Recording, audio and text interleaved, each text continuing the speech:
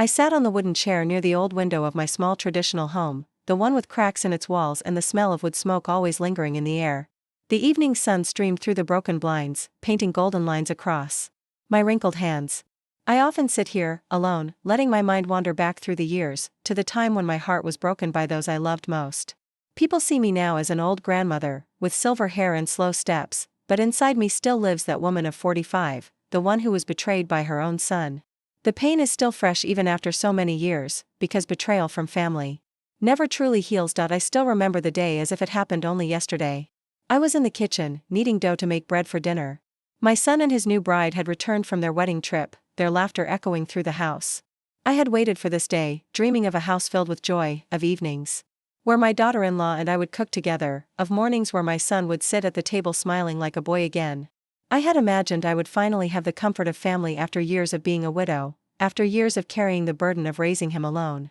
But fate had other plans. That night, as I placed the food on the table, I noticed the way my daughter-in-law looked at me. Her eyes carried something sharp, something that made me uneasy. She smiled on the surface, but beneath it, there was disdain, a whisper of resentment. And within days, those whispers became clear words. I overheard her telling my son, "We cannot live happily with your mother in this house. Send her away, or I cannot stay here." My heart sank. My son, my only child, the boy I had carried in my arms through storms, the boy I had fed with my own hands when I went hungry, he stood silent. Days later, he came to me, his voice trembling, his eyes refusing to meet mine. "Mother," he said, "we think it is better if you stay in an old age home. It will be good for you. You will have people of your own age around you. You won't feel lonely." His words cut me deeper than any knife could. "Lonely?" I asked, my voice shaking. "I am only lonely when my own son stands against me." But he would not listen. That night, they packed my few belongings into a bag. I sat quietly, tears soaking into my scarf, as they drove me to a place I never imagined I would end up, the old age home. I was only 45. Too young to be called old, too alive to be thrown away like a forgotten garment. When they left me there, I clutched my bag to my chest and stared at the walls of that cold place. Other women were there, some much older than me, some abandoned like me. Their eyes were empty, their hearts shattered. One woman told me she had been there for 20 years, her children never visiting. Another said she didn't even know if her family remembered her face. I realized then that I had joined their ranks, that I too had been thrown aside, not because I was weak, but because love in this world is often selfish. The first nights were the hardest. I lay on the small iron bed, the mattress thin and rough, listening to the cries of other abandoned souls. Some cried for their children, some for their husbands, some for death to come quickly. I cried silently into my pillow, asking God why I had been punished like this. Had I not given everything to my son? Had I not raised him with honesty, taught him values, given him all that I could while living on so little myself? Yet, here I was, discarded like a broken tool. But I am not the kind of woman who surrenders easily. The pain inside me was deep, but it became my fire. Every morning, I told myself, they wanted me to wither here. I will not. I will grow, I will rise, I will make sure one day they see what they threw away. I began working in the old age home, helping the staff, cooking meals for others, teaching the younger caretakers how to knead bread, how to prepare traditional dishes. My hands found strength again, my heart found small moments of purpose. People began to respect me, calling me mother, though none of them shared my blood. Slowly, my sorrow turned into determination. If my son had taken away my family, I would build my own through hard work. One day, I stepped out into the city, the world I had once ignored while living in the shadows of my home. I noticed the small food stalls on the streets, people selling fried bread, soups, and sweets. And I thought, I know how to cook better than all of them. Why should I not try?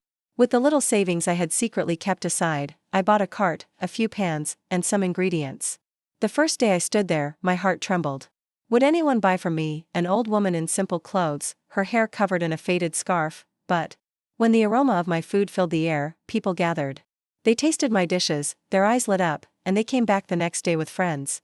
Word spread quickly. There was a grandmother near the square who cooked food that reminded people of home. Each day my stall grew busier. I worked from dawn till night, my back aching, my hands swollen, but my soul alive with a purpose I had not felt in years. Months turned into years, and my small stall became a shop, then a restaurant, then finally a company. I hired workers, many of them women who had been abandoned like me, giving them jobs and dignity. Together, we built something bigger than ourselves. My company became known not just for food, but for resilience, for being a family for those Who had none? And then, one afternoon, as I sat in my office, an application came across my desk. It was for an internship. The name written on it made my hands freeze, my grandson. The child I had only seen once as a baby, the one who had grown up without knowing his grandmother, had applied to work in my company. My eyes welled with tears. Fate had brought him to me, not as family, but as a seeker of opportunity. I stared at his application for a long time, memories flooding my mind. The betrayal of my son, the cruelty of my daughter-in-law, the endless nights at the old age home, all of it returned. I could have rejected him. I could have thrown his application into the trash. But revenge is not always in destroying someone, sometimes it is in letting them stand before the truth. I called him for an interview. When he entered my office, he did not recognize me. He saw only an old woman sitting behind a desk, her hair silver, her face lined with age but her eyes sharp with fire. I asked him questions, listened to his answers, and watched his face. At the end, I told him softly, "You may not know me, but I am your grandmother. The one your parents threw into an old age home when I was only 45. The one they abandoned so they could live their happy life. And now, you sit before me, asking for work in the company I built with my own hands." His face turned pale. His mouth opened, but no words came. I let the silence hang heavy in the room, then leaned forward. This is my revenge. Not through anger, not through hate, but by living, by rising, by becoming greater than the cruelty I suffered. Remember this when you go home tonight. Remember the woman your parents abandoned, because she is the reason you have food on your table today. And with that, I signed his application. The boy sat frozen in front of me. His hands trembled. His lips parted, but no sound came out. I saw in his eyes the shock, the confusion, and the shame all mixing together like a storm.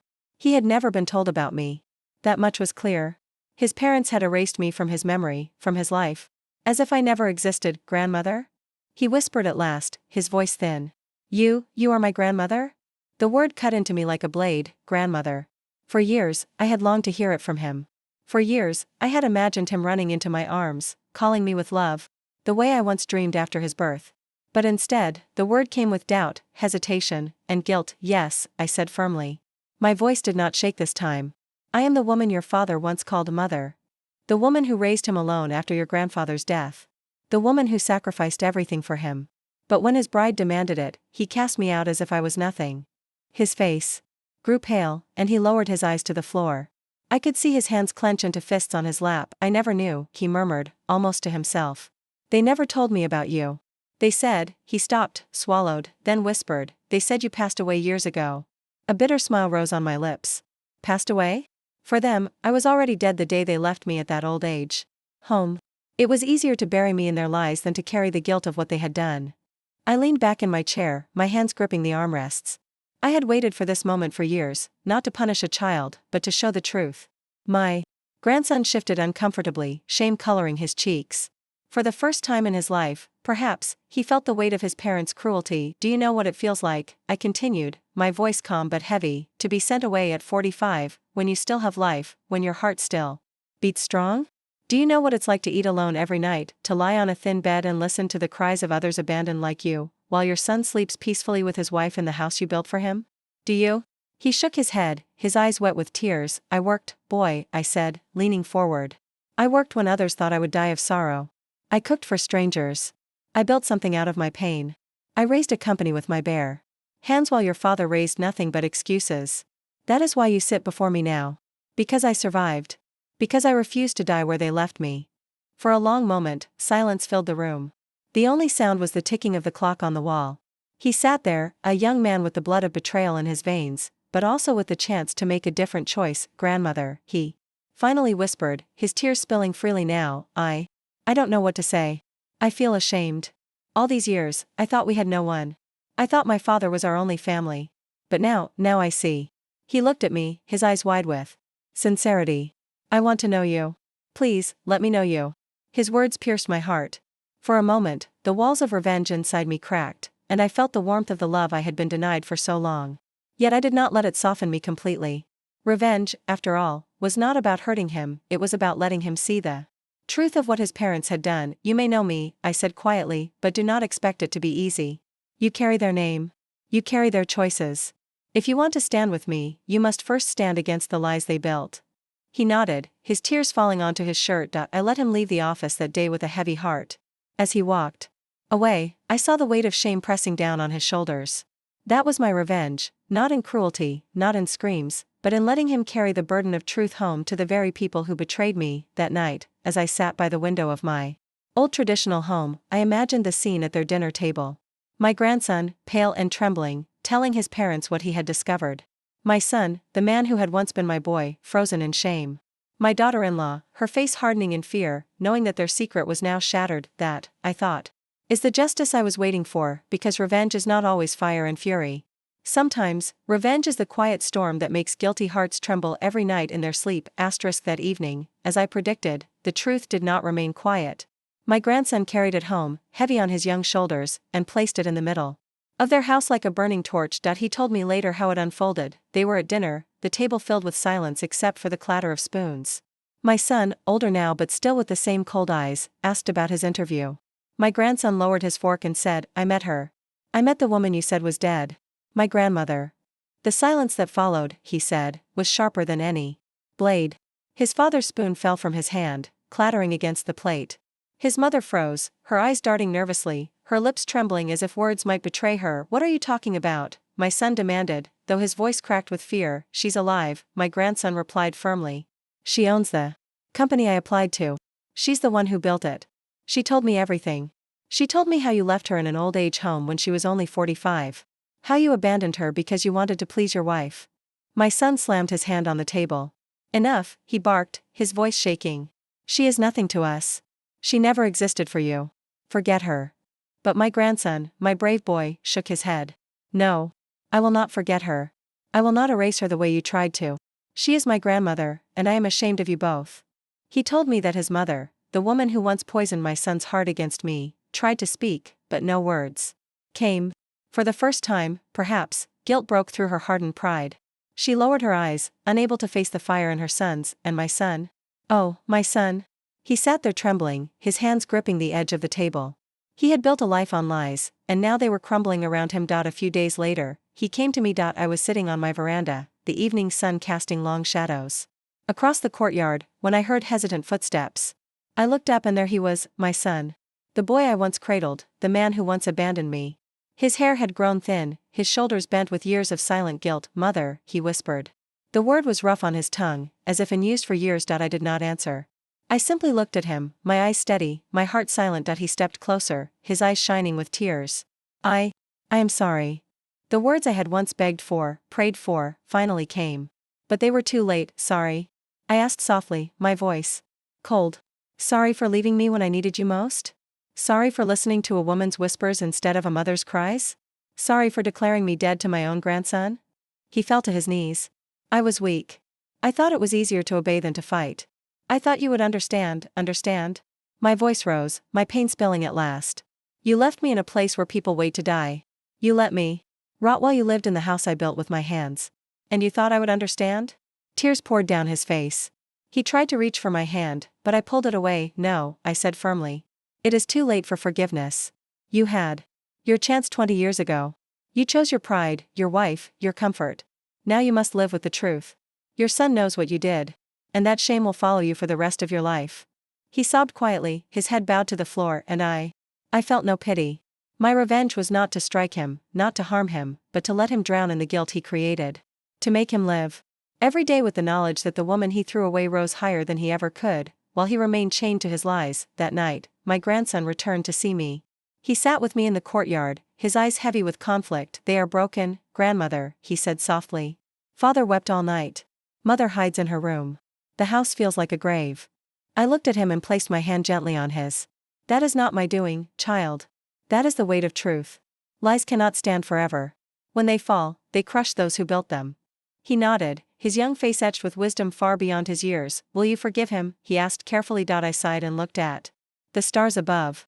"Forgiveness is not something you demand, it is something you earn. He has not earned it. Perhaps he never will. My revenge is not in destroying him, but in knowing he destroyed himself with his choices." The boy squeezed my hand. "Then let me stay with you. Let me learn from you. Let me love you the way they never did." Tears finally welled in my eyes, not of sorrow, but of a strange, unexpected joy. For all the pain, for all the betrayal, I had won something they could never take from me, the love of my grandson, and so, my revenge was complete. Not with fire, not with vengeance in the shadows, but with dignity. I had built an empire from my pain. I had forced the guilty to bow under the weight of their own shame. And I had reclaimed what mattered most, my blood, my future, my grandson. The days after my son's visit unfolded like the slow unraveling of an old cloth. Every thread of silence carried the weight of a truth too heavy for him to bear. I never turned him away from my gate, but I never invited him in either. He stood there, sometimes for hours, like a shadow waiting for light that would never come. Meanwhile, my grandson grew closer to me.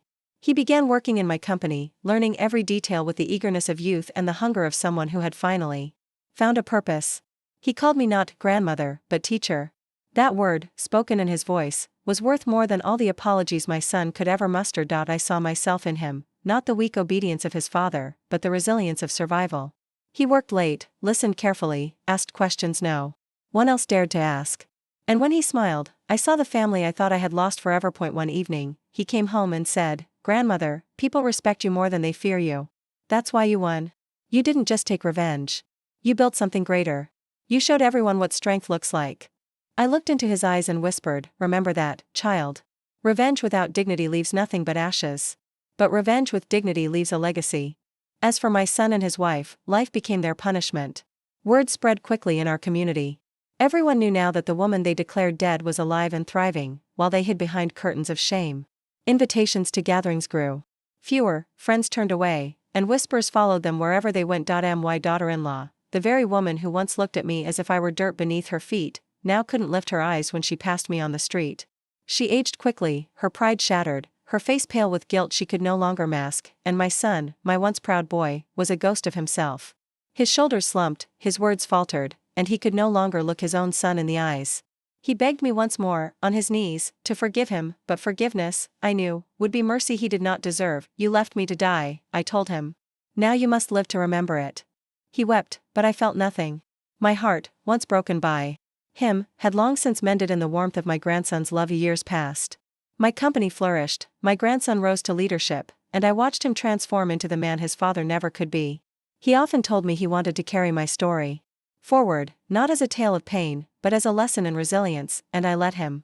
Because stories are what remain when our bones turn to dust. One day, my grandson came into my office, his face lit with a rare kind of excitement. "Grandmother," he said, "we've been invited to speak at the university about leadership. They want to hear your story." I sat back in my chair, the weight of the years pressing softly on my shoulders, and smiled. "Then let them hear it. Let them know that even in betrayal, even in abandonment, there is a way to rise." And so, in front of hundreds of young faces, I told my story. I spoke not of bitterness, but of survival. Not of anger, but of strength. And when I finished, the applause was thunderous, but none louder than the quiet voice inside me whispering, "You won." That night, as I returned home, I sat in my courtyard, the stars above twinkling like old companions. I thought of my son, of the woman he chose over me, of the years I lost in silence and loneliness. But I also thought of the empire I built, the grandson I saved, and the dignity I never surrendered, and I realized my revenge had been perfect, not in destroying their lives with fire, but in forcing them to live with the ashes of their own betrayal. I leaned back, closed my eyes, and let the night air carry my final thought: they wanted me gone. Instead, I became eternal. What would you do if your own son abandoned you? Would you forgive, or let them live in regret forever? Share your thoughts in the comments below, and tell us, what time is it where you're watching from?